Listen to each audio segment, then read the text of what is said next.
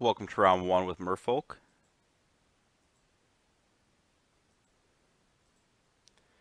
Uh, this is about my bar for a modern keep, which is a bit of interaction and reasonable curve. Uh, Not great, but I think it passes my minimum line.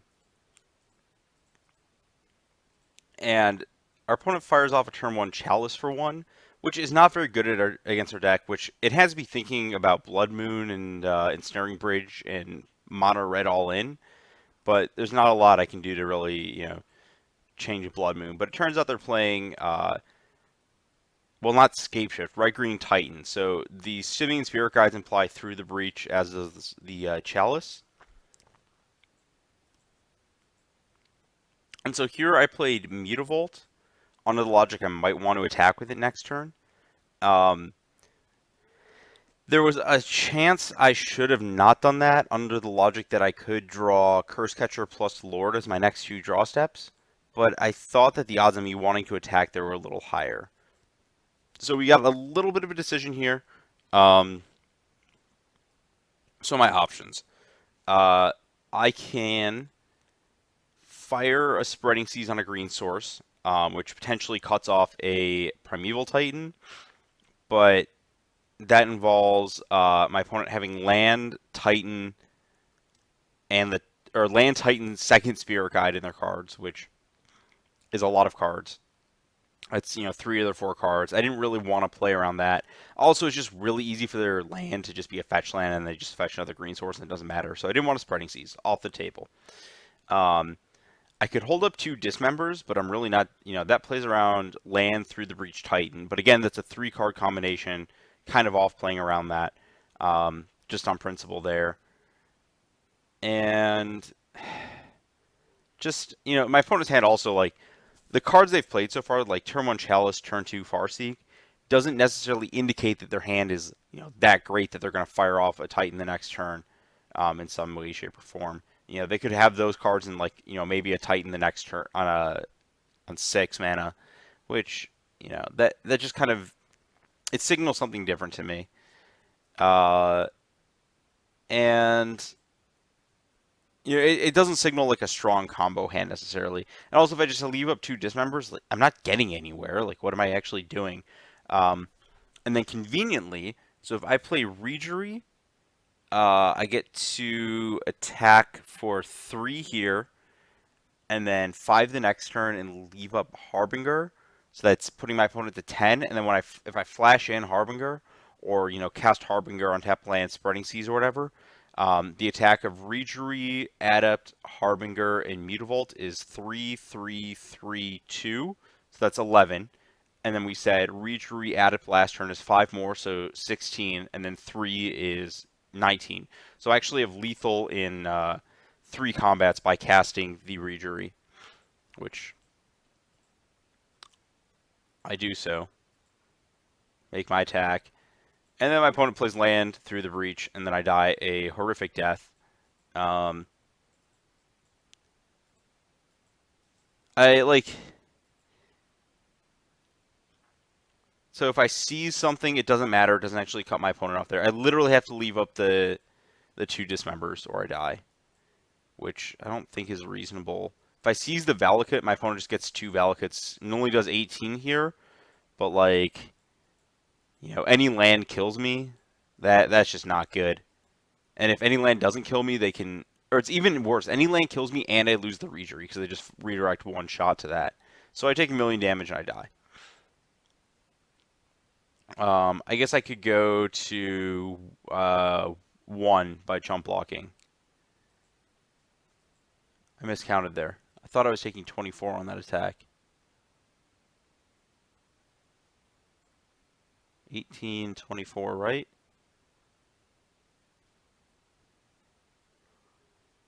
Oh, my opponent was still stacking. 1 second here. Did I math this wrong when I did this?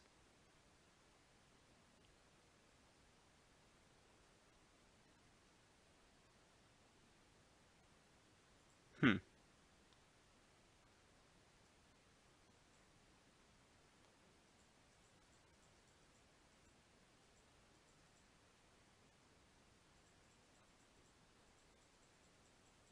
I think I conceded. Okay, yeah.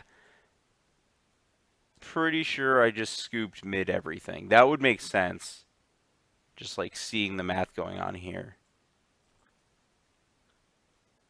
Yeah, it was 24 because they had 4 mountains. They fetch up 2 Valakuts. They fetch up 2 more. That's 3 times 6 is 18, and then trample. Okay, so I was just super dead. Something was weird going on here. Okay, great. This now all makes sense, actually. So Nikachu's original sideboard plan was similar to this. So basically, the idea is Master's just slow and dies to Valakut. Dismember doesn't do anything. You get to board in a bunch of counter magic and some tie binders to potentially lock a Titan. His original sideboard plan had the other Dispel coming in, but considering that just attacks uh, through the breach, or like Summoner's Pact too, I didn't want to go down that road. That's just like so many potentially dead cards you can draw, and one of the issues is that you can draw all these cards and they just cast a Titan and then you die. So I was just kind of off that. I just wanted to keep my deck kind of linear. Uh, wasn't this card obviously doesn't do anything, but I wasn't even sure about uh, sideboarding out this many threats.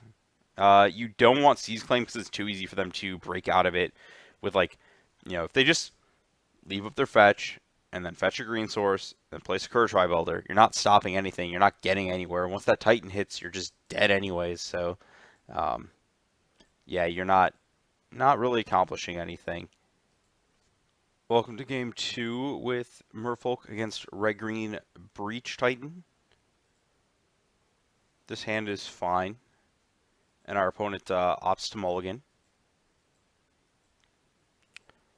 So I could play Vault if I want to attack on turn 2, or I could play the Island so that I'm guaranteed blue for Master next turn. Um, the idea is just like Master is better if you draw any other 2. The Vault is slightly better if my opponent has Anger of the Gods, though. Just you extend a little less until the point that your hand explodes out.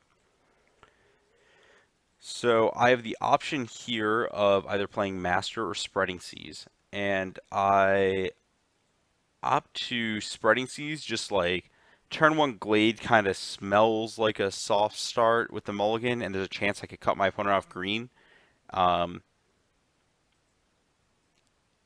just kind of one of those by feel things. I didn't play Mutavault there because I'm not going to be attacking with it next turn. There's a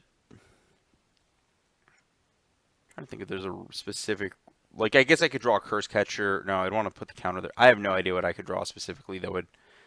I could draw.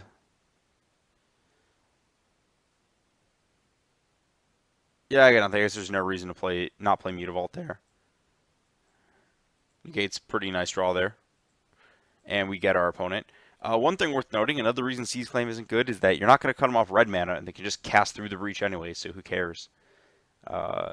Take up Vial, obviously. It's going to try to stick around 2, except for it gets Ancient Grudge, sadly. In this deck in general, you're sticking this at 2 unless you have multiple 3s to deploy.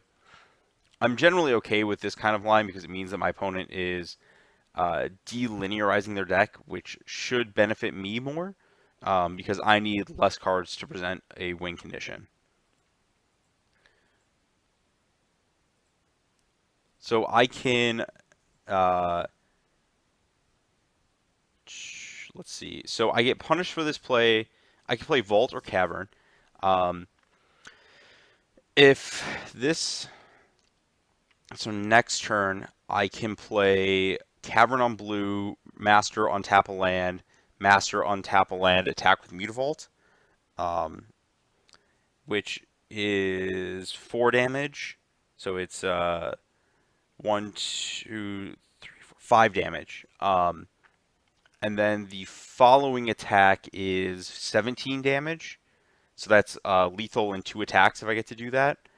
I get punished a little if my opponent plays a removal spell on my Regery and then I draw another blue source, but it's a little more conditional than just having lethal in 2 turns from now. So my opponent does nothing. I play my cards. I technically forget that I even drew the Curse Catcher here and forget to deploy it, but I have the lethal in 2 attacks, so it does not matter. My opponent has nothing, especially because I'm now out of Anger of the Gods range. Yeah, that just completely forgot about that because I was thinking about sequencing everything else. Okay, now on to game 3. We kept this hand. It's not the greatest, but the reason we kept this hand is because I have Curse Catcher and I can potentially steal a game that way. Just if my opponent's, leaning on Farseek to get somewhere. They get to have the other ramp card, but I have the really cute answer of I get to Tiebinder it down to get through for, 1 damage. So here I have no recourse against Simian Spirit Guide plus Titan. So I just kind of have to jam Reejerey and hope. And this attacks to put my opponent to 14. So you may notice something. 1, 2, 3, 4, 5, 6, 7, 8, 9, 10 power on board. And then I cast the Lord, and that's +4, which is, so this is 1, 2, 3, 4, 5, 6, 7, 8, 9, 10, 11, 12, 13, 14. So I'm representing lethal next turn if my creatures don't die. But sadly, my opponent has the card I feared the most. I sacked the Curse Catcher just to force them to pay so they can't follow up with something. But everything dies, and I'm now in a pretty bad bind. So I deploy my 1 Lord and try to clock on in. I don't leave up Negate because my opponent's reaching Titan range, and Negate just doesn't do anything anyways.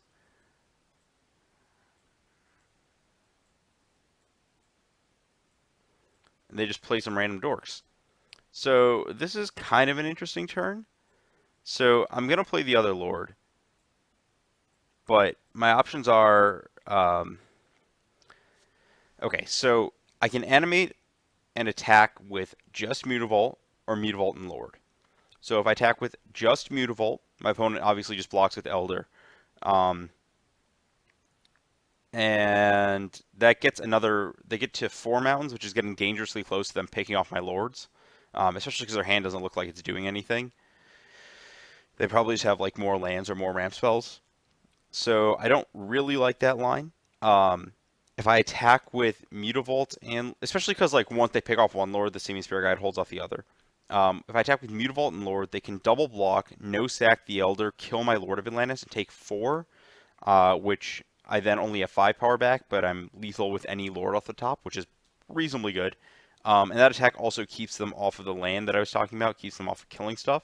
My thought was Negate doesn't do much. The only thing that it really protects me from, because if they had a Titan, they would have cast it. And if they had a Breach Titan, like all those things, whatever, I'm going to die to all those. The only thing they could have that they wouldn't have cast is, you notice they only have 6 lands, and the Sack Elder would have been the 7th. I'm at 20, so Scapeshift would only deal 18. But there's no reason to play around Scapeshift from the Breach version. They usually only have 1, maybe 2. I'm not even sure they'd want it in this matchup. So my thought was like I should just minimize access to mountains. So I just shove with my stuff. My opponent just makes the absorb damage play, which is fine by me. And then they either